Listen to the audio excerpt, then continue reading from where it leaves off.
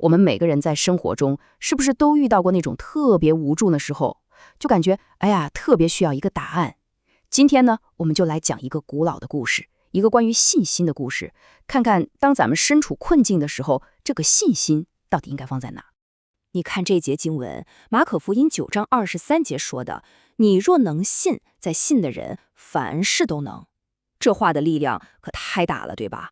它其实是在告诉我们一个可能性，就是相信它本身就是一种能力，一种能把不可能变成可能的能力。而这句话呢，恰恰就是我们今天这个故事的核心。朋友们，咱们来想一个问题啊，当我们生病了，被那种恐惧不安包围的时候，我们第一个念头是去找谁呢？这个问题听起来好像挺简单的，但实际上我们的选择往往能看出我们心里到底信靠的是谁。好，咱们就通过一个国王的故事来看看他当时是怎么选的。好，故事开始了。主人公呢是以色列的王，叫亚哈谢。有一天呢，他出事儿了，在撒玛利亚从他那个楼上的栏杆里掉下来了，摔得特别重。这一下他就病倒了，躺在床上，命都悬着。你想想看，对于一个王来说，这可不光是身体上的事儿了，这也是对他权力和信仰的一个大考验呢。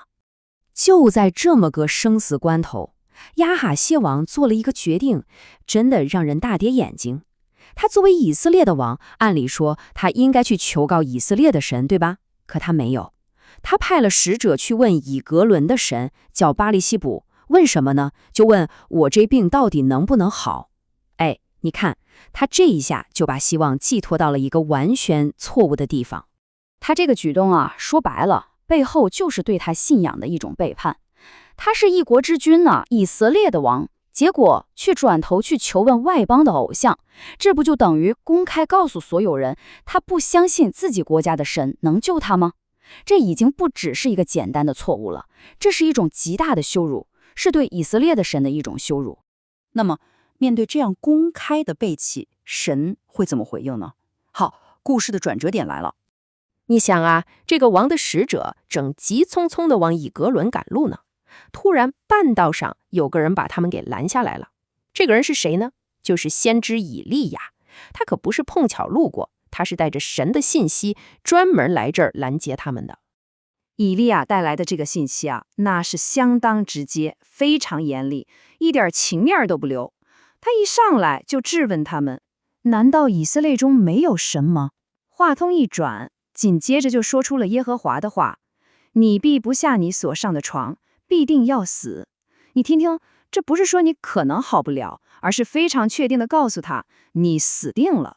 这番话对使者们来说简直就是晴天霹雳呀！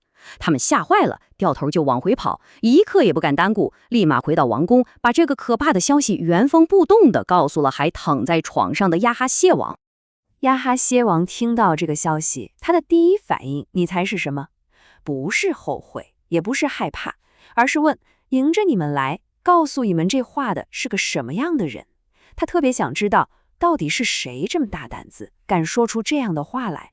使者们就回答说，他身穿毛衣，腰上束着一条皮带，就这么一个很独特的形象。王一听这个描述，心里咯噔一下，马上就明白了。他说，这必是提斯比人以利亚。他知道这个人就是他最不想听见、最不想面对的那位先知。好了，现在故事要进入高潮了，话已经说出去了，接下来就是那个谁也逃不掉的结局了。这次不再是通过使者传话了，以利亚亲自来到了王的面前，就站在病得快不行的亚哈谢王跟前，当面要把神的话说给他听。以利亚就对着王说，耶和华如此说，你差人去问以格伦神巴利西卜，难道以色列中没有神可以求问吗？所以你必不下所上的床，必定要死。你看他再一次重复了神的话。这个问题的背后其实就是审判。既然你选择了背弃，那么结局就已经定好了。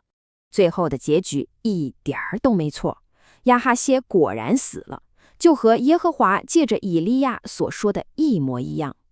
他的死不光是一个王生命的结束，更是对他那个错误选择的一个最终的回应。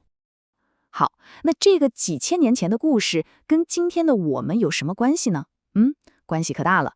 因为亚哈谢王当时面对的那个选择，其实我们每一个人在生活里头都可能会碰到。这个故事给我们的教训啊，其实就藏在亚哈谢王那个失败的选择里。你看，我们是基督徒，当我们生病的时候，可不能去求问那些假神。这种行为极大地羞辱了万军之耶和华，也就是以色列的神。他提醒我们，当咱们遇到困难，特别是生病的时候，我们信靠谁，这事儿太重要了。如果你转向神以外的任何人、任何事儿去寻找那个最终的答案，那就跟亚哈谢王去问巴利西卜是一回事儿，都是对神的背离。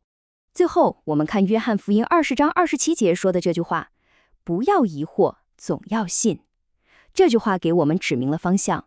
真的，在人生的每一个十字路口，当我们觉得迷茫、软弱的时候，其实我们都面临着和亚哈谢王一样的选择：是转过身去向这个世界找答案呢，还是坚定的选择相信？